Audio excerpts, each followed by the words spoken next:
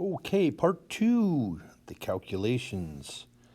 Now we have our data for the copper sulfate. Let's walk through the calculations for that compound. Number one says calculate the amount of heat gained or lost by the water in the calorimeter. Now in this first example for copper sulfate, the water temperature increased and delta T is 1.2. Now to calculate the heat gained by the water then, we're using Q equals mc delta T.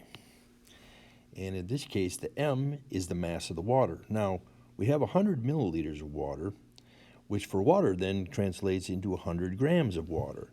So the mass is 100 grams. The specific heat of water, which is always known, is 4.184. Now that would be in joules per gram degree Celsius. And then the change in temperature is 1.2 degrees Celsius. So plugging that into the calculator gives us 502.08. And that would be joules. That is how much heat the water gained. How much heat the water gained. Now in question 2, calculate the moles of each compound. Now for this, we're going to have to use the molar mass from the periodic table. So for copper sulfate, we have 1 copper, 1 sulfur, and 4 oxygens.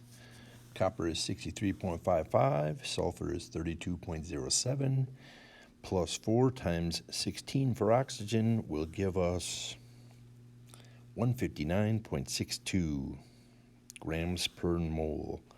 All right, I'll write that down.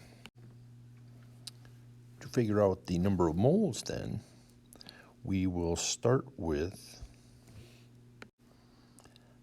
the mass of the copper sulfate we used, which is 5.14 grams of copper sulfate.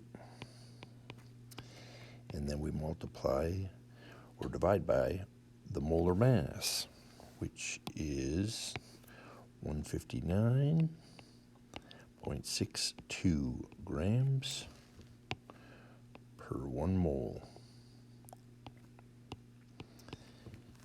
Punching that into the calculator, 5.14 divided by 159.62 gives us 0.0322.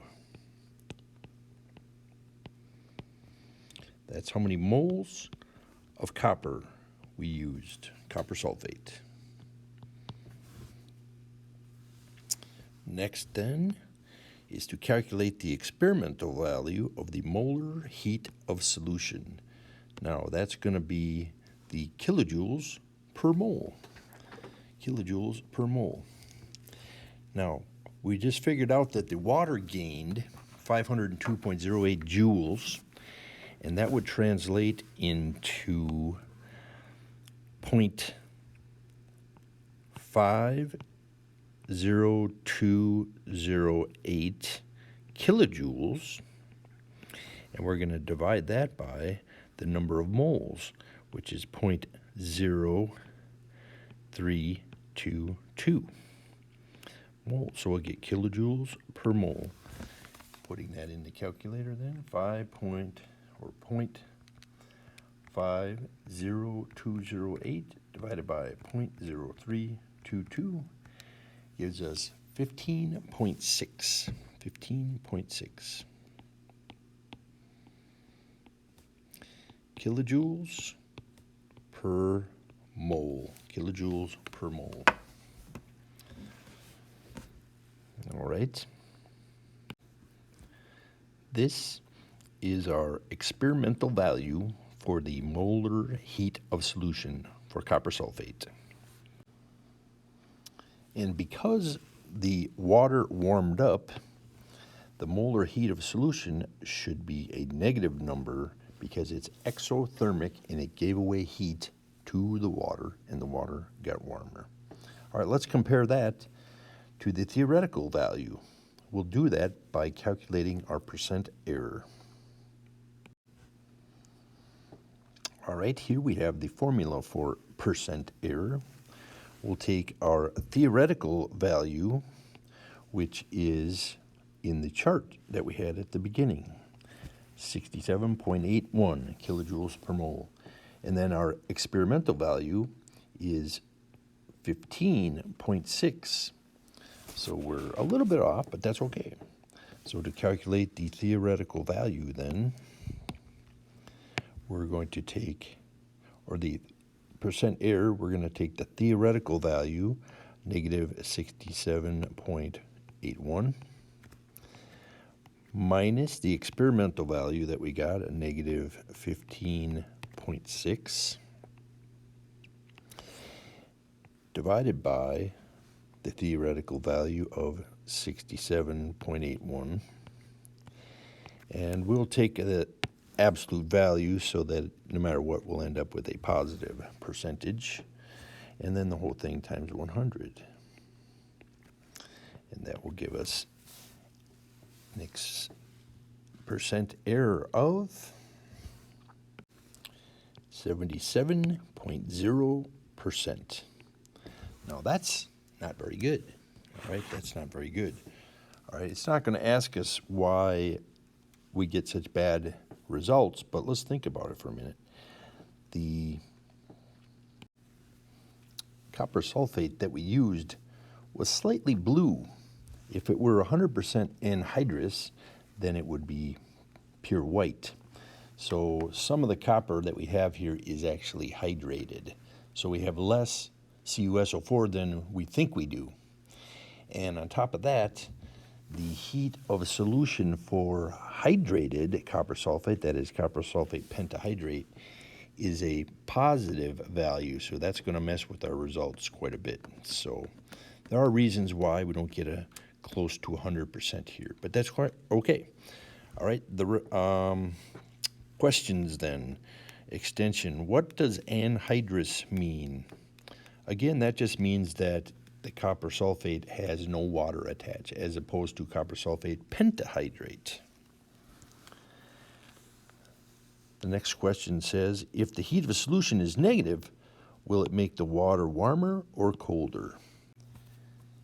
If the heat of solution is negative, then that means dissolving is an exothermic process, and it should make the water get warmer. It should make the water get warmer. So copper sulfate did in fact do that. All right, when you do the other two here then, the ammonium chloride is positive. It should make the water get colder, and calcium chloride is negative. It should make the water get hotter. So negative heats of solution will make water get hotter, and positive heats of solution will make water get colder. All right, then number 3 says, if 125 grams of ammonium nitrate are dissolved in 150 milliliters of water originally at, what will be its final temperature? For this question, we're going to need to look up the heat of solution for ammonium nitrate. That's what NH4NO3 is, ammonium nitrate. That is the stuff that typically is in a cold pack, the kind that you use for sports, for sprained ankles and such.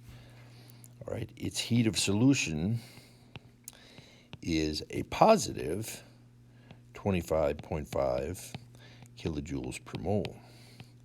All right, positive. It's going to make the water get colder. It's going to make the water get colder. However, we're going to skip this problem because with the numbers they give us here, the water's going to actually try to get below the freezing temperature of water. It may actually make the water freeze before all of this stuff dissolves. So we're going to skip this calculation. All right, the rest of the calculations are up to you. You have your data. Go to it.